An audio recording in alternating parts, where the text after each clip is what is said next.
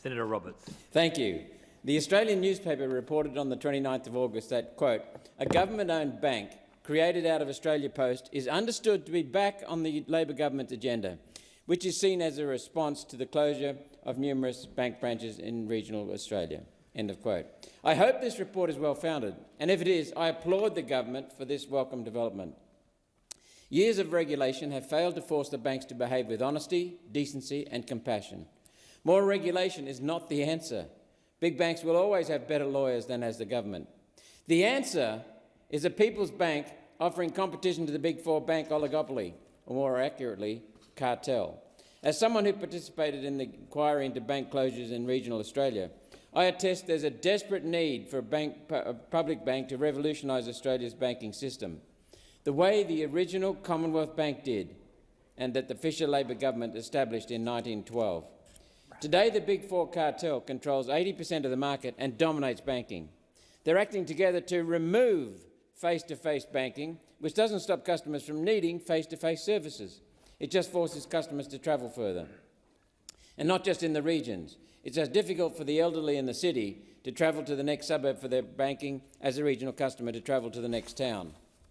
We saw numerous instances of the bank's dishonesty when closing branches, and we're seeing it again right now with ANZ's closure of its Katoomba branch. The ANZ treated Katoomba as a regional branch until it promised to not close the regional branches as a condition of its merger with Suncorp Bank. Lo and behold, suddenly ANZ claims Katoomba is not a regional branch, so it's proceeding to close it. The Big Four have concentrated close to 70% of their lending into residential and investor mortgages, with more money fuelling the increase in house prices while neglecting the small business lending and regional communities. All four are aggressively pushing customers away from cash and into digital banking and transacting so they can surveil and harvest your data and collect fees on all non-cash transactions. They now gouge Australians more than $4 billion per year in transaction fees and surcharges. In short, the Big Four serve only themselves and use their oligopoly power over a captive market to exploit their customers. There's a dire need for a public bank that can set standards of service and break up the banking cartel. A post office bank is the perfect way to do it, operating under a modified banking code of practice to restore protections to customers that successive Liberal national governments have removed.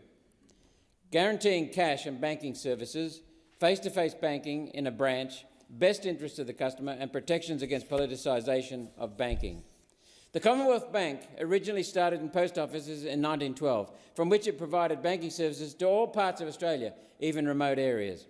It raised loans for the government at 1/10 the cost of the private banks. In the panic of 1914, it protected deposits in all the banks. It supported Australia's agricultural production in World War I and funded the emergency purchase of a fleet of ships in the war which became Australia's first national shipping line. It made development loans to local councils all across Australia for crucial infrastructure, and it made affordable housing loans to returned soldiers. It accomplished all of this in its first decade before its political enemies reduced its ability to compete with the private banks. Until later, another Labor government unleashed it again in World War II. Public and post banks are very successful around the world. The Japan Post Bank is one of the world's biggest banks and was the secret to Japan's post-war economic miracle, funding the government's investments in infrastructure and industries. France's Post Bank, La Banque Postale, started in 2006 and is already Europe's 18th biggest bank and the biggest lender to local councils in France. Kiwi Bank started as a post bank in 2002, quickly growing into New Zealand's 5th largest bank and the only bank that can compete with New Zealand's Big Four banks that Australia's Big Four banks own. Its first achievement was injecting competition which stopped all branch closures in New Zealand for 7 years. In the global financial crisis, Kiwi Bank was the only bank to increase lending while the private banks all reduced lending. And listen to this, the Bank of North Dakota, not a postal bank, a brilliant state-owned bank, for more than a century it supported North Dakota's public finances and its farmers, making a profit in every year of operation. In the 2008 financial crisis, North Dakota was the only United States state to stay out of crisis.